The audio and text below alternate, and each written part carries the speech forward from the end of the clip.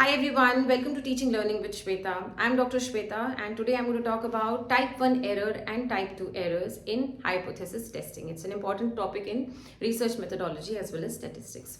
तो इसके पहले वीडियो में मैंने आपको नल हाइपोथेसिस और नल हाइपोथेसिस की इंपॉर्टेंस के बारे में बताया था. तो assuming that you have seen that video, now I am coming to these two kinds of errors. ये थोड़े से कंफ्यूजिंग हो जाते हैं, कई बार बच्चों को इसमें कंफ्यूजन होता है. So I am going to take an example and try to explain this topic. तो this is our null hypothesis. There is no significant relationship between A and B. मैंने बहुत ही सिंपल सी नल हाइपोथेसिस यहाँ पे ली है. ए और B मैंने variables लिए हैं. आप अगर कोई एग्जाम्पल से इसको समझना चाहें तो ए को हम मान लेते हैं कोई मेडिसिन है, बी कोई डिजीज है. तो एक कोई मेडिसिन है ए जिसका बी से कोई रिलेशन नहीं है, वो उस बीमारी को ना तो वो ठीक कर रही है ना खराब कर रही है, उस पर कोई असर ही नहीं डाल रही है. तो ये जो मेडिसिन ए है, बी को कोई इससे फर्क नहीं पड़ रहा है. Let us assume that and now let us do our research. हम सारी स्टेटिस्टिक्स अप्लाई कर देंगे, सारा हम रिसर्च वर्क करेंगे, क्वालिटेटिव क्वांटिटेटिव सब कुछ करेंगे और फिर हम हाइपोथेसिस को टेस्ट करेंगे स्टैट्स यूज करके. अब अगर स्टैट्स के जो भी रिजल्ट्स आते हैं उससे जो उसका प्रोसेस होता है जो आपको स्टैट्स में सिखाया गया है, उसके बेसिस पर हम इस नतीजे पे पहुंचते हैं कि हाइपोथेसिस रिजेक्ट होगी या एक्सेप्ट होगी.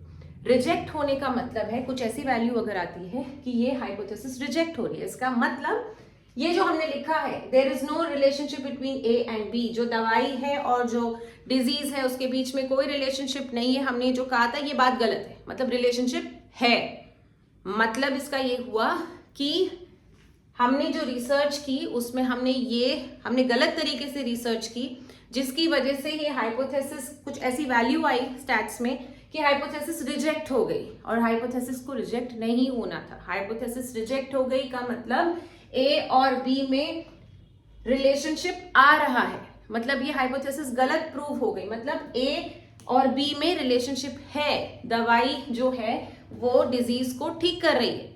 ये निकल के आ गया रिसर्च में, जबकि ऐसा नहीं था. दवाई नहीं थी तो फालतू में दवाई प्रोमोट हो गई, बिक गई, लोगों ने लेना शुरू कर दिया क्योंकि रिसर्च गलत थी. रिसर्च ने प्रूव कर दिया था कि हाइपोथेसिस रिजेक्ट होगी. हाइपोथेसिस क्या थी कि दवाई अच्छी नहीं है, लेकिन हाइपोथेसिस इसको हमने रिजेक्ट कर लिया. दवाई जो थी उसको वो सच में अच्छी नहीं थी, लेकिन हमने इसको रिजेक्ट कर दिया और ये प्रूव हो गया कि दवाई अच्छी थी और डिजीज के लिए अच्छी है, जबकि रियलिटी में वो नहीं थी. तो लोगों ने खरीदना शुरू कर दिया. This is type 1 error. इसी तरह से टाइप 2 एरर क्या है? अगर हमने ये हाइपोथेसिस तो यही होगी, यही हम हाइपोथेसिस लेंगे और अब हमने रिसर्च कुछ इस तरह से की, कुछ ऐसे मेथड्स लगाए, कुछ ऐसी वैल्यू आई जिससे ये हाइपोथेसिस एक्सेप्ट हो गई, जो नहीं होनी चाहिए थी. एक्सेप्ट हो गई का मतलब ये निकल के आया कि दवाई जो है वो डिजीज के लिए अच्छी नहीं है, जबकि रियलिटी में दवाई अच्छी थी और लोगों ने ली नहीं. क्यों? क्योंकि रिसर्च गलत थी, स्टैटिस्टिकल मेथड गलत था और ये हाइपोथेसिस एक्सेप्ट हो गई.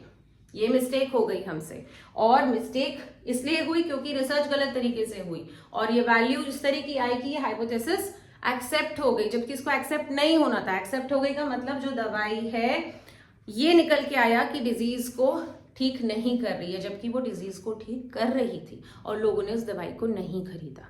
तो ये भी एक एरर है. This is type 2 error. So when the hypothesis is rejected when it is not suppose to be rejected, मतलब जब हमने नल हाइपोथेसिस ही हम लेते हैं जनरली, तो जब नल हाइपोथेसिस हम यहाँ रिजेक्ट कर रहे हैं जबकि रिजेक्ट नहीं करना था, तो इस एरर को हम टाइप 1 एरर कहते हैं.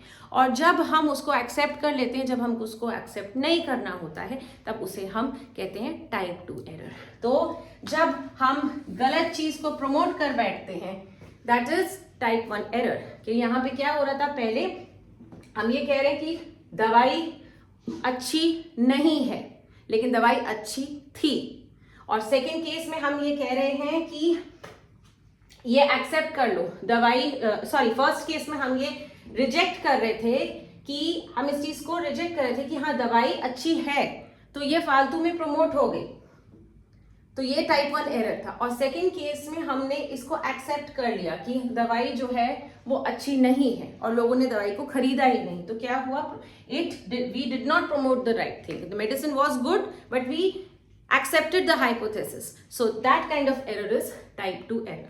तो इस तरह से हम समझ सकते हैं टाइप 1 एरर और टाइप 2 एरर को। तो जब हम रिजेक्ट कर रहे हैं और रिजेक्ट नहीं करना है हाइपोथेसिस को, तब टाइप 1 एरर है। जब हम एक्सेप्ट कर रहे हैं और हमें एक्सेप्ट नहीं करना है तो वो टाइप 2 एरर है। तो इस तरह से आप याद रख सकते हो टाइप 1 एरर को और टाइप 2 एरर को। लेकिन इसके लिए बहुत ज़रूरी है कि आपको हाइपोथेसिस, नल हाइपोथेसिस, इनकी मीनिंग, वेरिएबल्स और ये सारी जो लैंग्वेज है और हाइपोथेसिस टेस्टिंग करना आता। So that is about type 1 error and type 2 error. I hope this has made it a little clear to you. And if you have any doubt, you can just post into the comment section. And do subscribe my channel for more such videos on research and statistics. Thank you.